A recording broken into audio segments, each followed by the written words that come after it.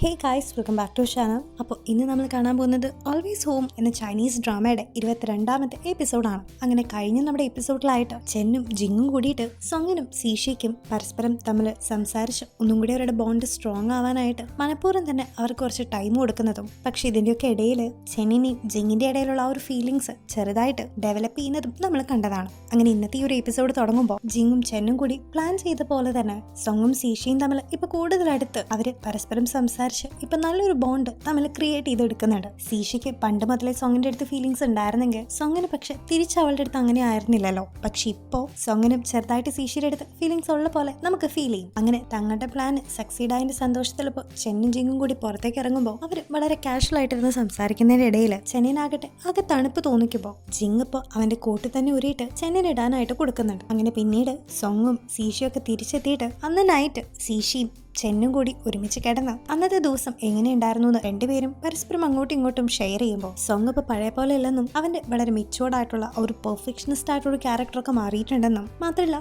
അവരിപ്പോ വളരെ ക്ലോസ് ആയിട്ടാണ് ഇടപെഴുകുന്നതെന്നും സീഷി ചെന്നിന്റെ അടുത്ത് പറയുന്നുണ്ട്. മാത്രമല്ല അവൾക്കും ജിങ്ങിനിടയിലും എന്തൊക്കെയാണ് നടക്കുന്നതെന്നും നിങ്ങൾ ഈ ഇടയായിട്ട് വളരെ വിയേർഡായിട്ടാണല്ലോ പെരുമാറുന്നതെന്നും ഇപ്പൊ അവള് ചോദിക്കുന്നുണ്ട്. പക്ഷെ ഇത് കേട്ടിട്ട് സീഷിയുടെ അടുത്ത് ഒന്നും തന്നെ പറയാൻ പറ്റാണ്ട് ചെന്നിപ്പോ മറിഞ്ഞു കിടന്ന് നേരത്തെ അവൾക്കും ജിങ്ങിനിടയിൽ നടന്ന കാര്യങ്ങളൊക്കെ ആലോചിക്കുന്നുണ്ട്. ഇതിലൂടെ തന്നെ ചെന്നിന് ശരിക്കും ജിങ്ങിനോട് ഇഷ്ടമുണ്ടെന്ന് നമുക്ക് മനസ്സിലാവുന്നുണ്ടെങ്കിലും ചെന്ന് പക്ഷെ അത് അക്സെപ്റ്റ് ചെയ്യാനായിട്ട് തയ്യാറായിരുന്നില്ല. ഇതേ നേരം നമ്മുടെ ജിങ്ങിനെ കാണിക്കുമ്പോൾ അവനിപ്പോ സോങ്ങിന്റെ അടുത്ത് കിടന്ന് ചെന്നിനെ പറ്റി തന്നെയാണ് അവനും ആലോചിച്ചുകൊണ്ടിരിക്കുന്നത്. അതായത് പരസ്പരം അങ്ങോട്ടും ഇങ്ങോട്ടും ജിങ്ങിനും ചെന്നിനും ഒരുപാട് ഇഷ്ടമാണെങ്കിലും അത് തുറന്നു പറയാനായിട്ട് രണ്ടുപേരും തയ്യാറായിരുന്നില്ല. കാരണം വിചാരിക്കുന്ന പോലെ ഓപ്പോസിറ്റ് നിൽക്കുന്ന ആൾക്ക് തിരിച്ച് ഇങ്ങോട്ട് ഫീലിങ്സ് ഇല്ലെങ്കിൽ അവരുടെ ഫ്രണ്ട്ഷിപ്പിനെ തന്നെ അത് ട്യൂൺ ചെയ്യുമെന്ന് അവർക്കൊരു പേടിയുണ്ടായിരുന്നു. അങ്ങനെ പിറ്റേ ദിവസം ആവുമ്പോൾ വീണ്ടും ജിങ് അടവെടുത്ത് അവന് വയ്യെന്നും അതുകൊണ്ട് സോങ്ങിന്റെ അടുത്തും സീഷിയുടെ അടുത്തും പോയിട്ട് എൻജോയ് ചെയ്ത് വരാനായിട്ട് പറയുന്നുണ്ട്. അങ്ങനെ അവരവിടെ നിന്ന് പോകുന്ന സമയത്ത് നിന്റെ അഭിനയമൊക്കെ കൊള്ളാമെന്ന് ചെന്ന് പറയുമ്പോഴാണ് താൻ ശരിക്കും അഭിനയിക്കുന്നതല്ലെന്നും അവന് ശരിക്കും വയ്യായി ഉണ്ടെന്നും ജിങ് പറയുന്നത്. കാരണം തലേ ദിവസം അവൻ ആ ഒരു മഞ്ഞത്ത് ഒരുപാട് നേരം ഇരുന്നതുകൊണ്ട് അവനിപ്പോ നല്ല രീതിയിൽ തന്നെ ടെമ്പറേച്ചർ ഉണ്ടായിരുന്നു. അങ്ങനെ ഇപ്പോൾ ഈ കാര്യം മനസ്സിലാക്കുന്ന ചെന്ന് വേഗം തന്നെ അവന് വേണ്ട പൊറിജും മറ്റു കാര്യങ്ങളൊക്കെ ഉണ്ടാക്കി അവന്റെ അടുത്തേക്ക് വരുമ്പോഴേക്കും അവൻ ഉറങ്ങി പോയിട്ടുണ്ടായിരുന്നു. അങ്ങനെ ഇപ്പൊ ചെന്ന് അവിടേക്ക് വന്നിട്ട് പതിയെ അവന്റെ കയ്യിലൊന്ന് തൊട്ടു നോക്കുന്നുണ്ട്. കാരണം നമുക്കൊത്തിരി ഇഷ്ടമുള്ള ഒരാളെ നമ്മളൊന്ന് തൊട്ട് കഴിയുമ്പോൾ നമുക്കൊരു പ്രത്യേകതരം ഫീലിംഗ് സെൻസ് ചെയ്യാൻ പറ്റുമെന്നും അത് നമ്മളെ ഹാപ്പി ആക്കുമെന്നൊക്കെ ആരോ പറഞ്ഞത് കേട്ട ചെന്നിപ്പോ അത് ടെസ്റ്റ് ചെയ്യാനായിട്ട് തീരുമാനിക്കുകയാണ്. അങ്ങനെ അവള് ജിങ്ങിന്റെ കയ്യിൽ തൊടുമ്പോ തന്നെ അവര് രണ്ടുപേരും തമ്മിലുള്ള ഒരുപാട് സ്വീറ്റും ഹാപ്പി ആയിട്ടുള്ള മെമ്മറീസ് അവളുടെ മനസ്സിലേക്ക് ഇപ്പൊ വരുന്നുണ്ട്. മാത്രമല്ല അവളുടെ ഹേർട്ട് ബീറ്റ് ഒക്കെ ഇങ്ങനെ പടപടാന്ന് ഇടിക്കുമ്പോൾ ശരിക്കും അവൾക്ക് ജിങ്ങിനെ ഒരുപാട് ഇഷ്ടമാണെന്ന് ഈ ഒരു മൊമെന്റിൽ അവൾ എന്നെ മനസ്സിലാക്കുന്നുണ്ട്. ഇതേ നേരം തന്നെ ജിങ് ഇപ്പൊ പെട്ടെന്ന് എണീക്കുമ്പോൾ ചെന്നിപ്പോ മനഃപൂർവ്വം തന്നെ ജിങ്ങിന്റെ അടുത്ത് നീ ഇന്നലാണ് ഉറക്കത്തില് എന്റെ കൈമ കയറി പിടിച്ചിരിക്കുന്നതെന്ന് ചോദിച്ച് അവനോട് വഴക്കിടുന്നുണ്ട്. കാരണം അവളായിട്ട് അവനെ പിടിച്ചുവെന്ന് അവൻ അറിഞ്ഞു കഴിഞ്ഞാൽ അവന്റെ മുമ്പിൽ താൻ ചമ്മൂന്നും മാത്രമല്ല അവൻ തന്നെ പറ്റി എന്ത് വിചാരിക്കും എന്നൊക്കെയാണ് ചെന്ന് ചിന്തിച്ചിരുന്നത്. ഇതേ ടൈമിൽ ജിങ് ആകട്ടെ ശരിക്കും ജിങ്ങിന് ചെന്നിന്റെ അടുത്ത് ഫീലിങ്സ് ഉണ്ടായിരുന്നതുകൊണ്ട് ഉറക്കത്തിൽ ഇനി അറിയാതെങ്ങാനും അവൻ ചെന്നിനെ പിടിച്ചതാണോ എന്നുള്ള ഡൗട്ടിൽ അവനും ഇരിക്കുന്നുണ്ട്. അങ്ങനെ ഈ ഒരു വിഷയം മാറ്റാനായിട്ട് ചെന്നിപ്പോ വേഗം അവൻ ആ ഒരു ഫുഡൊക്കെ എടുത്തു കൊടുത്തിട്ട് അവിടെ നിന്ന് മാറി നിൽക്കുന്നുണ്ട്. ഇതേ നേരം തന്നെ സോങ്ങും സീഷയും ഇപ്പൊ നല്ല പോലെ തന്നെ അടുത്ത്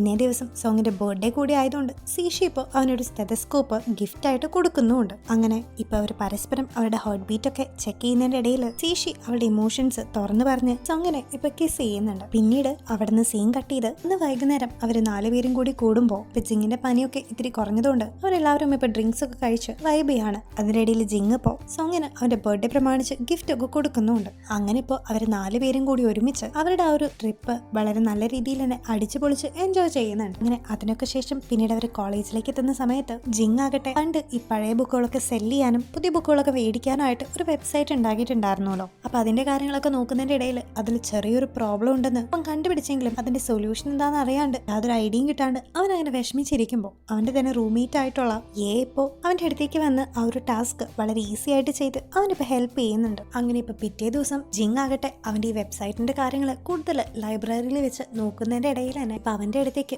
ഫൂ എന്ന് പറഞ്ഞ അവന്റെ ഒരു സീനിയർ വന്നിട്ട് അവൻ ചെയ്തുകൊണ്ടിരിക്കുന്ന ആ ഒരു പ്രോഗ്രാം ഒക്കെ നോക്കിയതിനു ശേഷം പുറത്തേക്ക് വരുവാനും എന്നോട് സീരിയസ് ആയിട്ട് എനിക്ക് സംസാരിക്കാനുണ്ടെന്നും ആവശ്യപ്പെടുന്നുണ്ട്. അങ്ങനെ ഇപ്പോൾ അവള് പറഞ്ഞതുപോലെ തന്നെ ജിങ് അവള് പുറത്ത് വെച്ച് മീറ്റ് ചെയ്യുമ്പോൾ അവളാകട്ടെ അവന്റെ ആ ഒരു വെബ്സൈറ്റിനെ പറ്റി തനിക്ക് നന്നായിട്ട് അറിയാമെന്നും അവളത് പേഴ്സണലി യൂസ് ചെയ്ത് കൺവിൻസ്ഡ് ആയതാണെന്നും അതിലെ ഓരോ ഓപ്ഷൻസും അത്രയും അടിപൊളി ആയതുകൊണ്ട് തനിക്ക് ആ ഒരു വെബ്സൈറ്റ് ഒരുപാട് ഇഷ്ടപ്പെട്ടു എന്നും മാത്രമല്ല അതിന്റെ അത്രയും ക്വാളിറ്റി ഒക്കെ കണ്ടിട്ട് അവളിപ്പോ അവള് വർക്ക് ചെയ്യുന്ന ഒരു കമ്പനിയിൽ ഒരു വെബ്സൈറ്റിനെ ഇൻട്രൊഡ്യൂസ് ചെയ്യാനായിട്ട് അവനോട് ആവശ്യപ്പെടുന്നുണ്ട്. ഇത് കേൾക്കുമ്പോൾ ഞാനത് അങ്ങനെ തമാശക്ക് ചെയ്തതാണെന്ന് ജിങ് പറയുന്നു. പറയുന്നുണ്ടെങ്കിലും ശരിക്കും ആ ഒരു വെബ്സൈറ്റിന് അവൻ വിചാരിക്കുന്നേക്കാളും കൂടുതൽ വാല്യൂ ഉണ്ടെന്നും അതുകൊണ്ട് ഒരു വെബ്സൈറ്റ് വെച്ച് നിനക്ക് എന്തുകൊണ്ട് പ്രോഫിറ്റ് ഉണ്ടായിക്കൂടാന്ന് ചോദിച്ച് അവളുടെ നമ്പറും കൊടുത്ത് അവളിപ്പോൾ അവിടെ നിന്ന് പോകുന്നുണ്ട്. ഇതേ നേരം തന്നെ ഇപ്പൊ ബോയ്സ് ഹോസ്റ്റലിലേക്ക് വന്നിട്ട് അവന് ഇനി നടക്കാൻ പോകുന്ന എക്സാമിന്റെ ഒരു റെഫറൻസ് പോലുള്ള ഒരു പേപ്പർ കിട്ടിയെന്നും പക്ഷെ അതിലെ ക്വസ്റ്റ്യൻസ് ഒക്കെ വളരെ ഡിഫിക്കൽട്ട് ആയതുകൊണ്ട് അത് സോൾവ് ചെയ്ത് തരാനും അവൻ ജിങ്ങിന്റെ അടുത്ത് ആവശ്യപ്പെടുന്നുണ്ട്. അങ്ങനെ ആ ഒരു പേപ്പർ കാണുമ്പോൾ തന്നെ ജിങ് ഈ ഒരു പേപ്പറിനെ മാത്രം ട്രസ്റ്റ് ചെയ്യരുതെന്നും ക്വസ്റ്റ്യൻസ് എവിടെ നിന്ന് വേണമെങ്കിലും വരാമെന്നും ഇത് റെഫറൻസ് മാത്രമായിട്ട് യൂസ് ചെയ്യാനും എന്റെ അടുത്ത് വാൺ ചെയ്യുന്നുണ്ട്. ഇതേ നേരം ഫീമെയിൽ ഹോസ്റ്റലിൽ എക്സാം ഒക്കെ ആവാറായതുകൊണ്ട് പഠിച്ചു തീരാതെ എന്ത് ചെയ്യണമെന്ന് ആലോചിച്ചിരിക്കുകയായിരുന്നു ചെന്ന്. ഇതേ നേരം തന്നെ അവരുടെ ഹോസ്റ്റലിൽ ഉണ്ടായിരുന്ന ആ ഒരു പഠിപ്പിയായിട്ടുള്ള ഡൊങ് ജിങ് സോൾവ് ചെയ്ത അതേ ഒരു പേപ്പർ അവളുടെ റൂംമേറ്റ്സിന് കൊടുക്കുമ്പോൾ ജിങ്ങിന്റെ ആ ഒരു ഹാൻഡ് റൈറ്റിംഗ് തിരിച്ചറിഞ്ഞിട്ട് ചെന്നിപ്പോൾ നിനക്ക് എങ്ങനെയാണ് ജിങ് സോൾവ് ചെയ്ത് ഈ ഒരു പേപ്പർ കിട്ടിയെന്ന് ചോദിക്കുമ്പോഴാണ് ശരിക്കും ചെന്നിന്റെ റൂംമേറ്റ് ആയിട്ടുള്ള ഡൊങ്ങും അതുപോലെ ജിങ്ങിന്റെ റൂംമേറ്റ് ആയിട്ടുള്ള യേയും തമ്മിൽ റിലേഷൻഷിപ്പിലാണെന്നും അങ്ങനെയാണ് അവൾക്ക് ആ ഒരു പേപ്പർ കിട്ടിയതെന്നും അവൾ പറയുന്നത്. അങ്ങനെ പിറ്റേ ദിവസം തന്നെ അവരെല്ലാവരുമായിട്ട് മീറ്റ് ചെയ്ത് യേയും ഡൊങ്ങും കൂടി അവരുടെ റിലേഷൻഷിപ്പ് പബ്ലിക് ആക്കുന്നുണ്ട്. ഇതേ നേരം തന്നെ വേറൊരു സിറ്റിയിൽ സോങ് ഇപ്പോൾ നേരിട്ട് സീഷയെ കാണണമെന്ന് ആവശ്യപ്പെട്ട് അവളെ വിളിച്ചിരിക്കുകയാണ്. കാരണം അന്ന് സീഷി അവളുടെ ഫീലിങ്സ് പറഞ്ഞ് അവന് പ്രപ്പോസ് ചെയ്തിട്ടുണ്ടായിരുന്നെങ്കിലും സോങ് അവൾക്ക് വേണ്ട ഒരു മറുപടി അവൾക്ക് കൊടുത്തിട്ടുണ്ടായിരുന്നില്ല. അങ്ങനെ ഈ ഒരു സമയത്ത് സോങ് ഇതിനെ പറ്റി ഒരുപാട് ആലോചിച്ചൊന്നും സീഷിക്ക് അവനോടുള്ള പോലെ തിരിച്ച് അവളുടെ അടുത്തും അവന് ഫീലിങ്സ് തോന്നി തുടങ്ങിയിട്ടുണ്ടെന്നും പറഞ്ഞ് അവര് രണ്ടുപേരും ഇപ്പൊ പരസ്പരം അവരുടെ ഫീലിങ്സ് പറഞ്ഞ് കൺഫ്യൂസ് ചെയ്ത് ഹഗ് ചെയ്യുന്നുണ്ട്. അങ്ങനെ അതിനൊക്കെ ശേഷം സീഷി ഇപ്പൊ ഒരു കാര്യം നേരിട്ട് തന്നെ ചെന്നിനെ ഫോണിലൂടെ വിളിച്ച് അറിയിക്കുന്നുണ്ട്. അങ്ങനെ ഇപ്പൊ ചെന്നി ഒരു കാര്യം അറിയുമ്പോൾ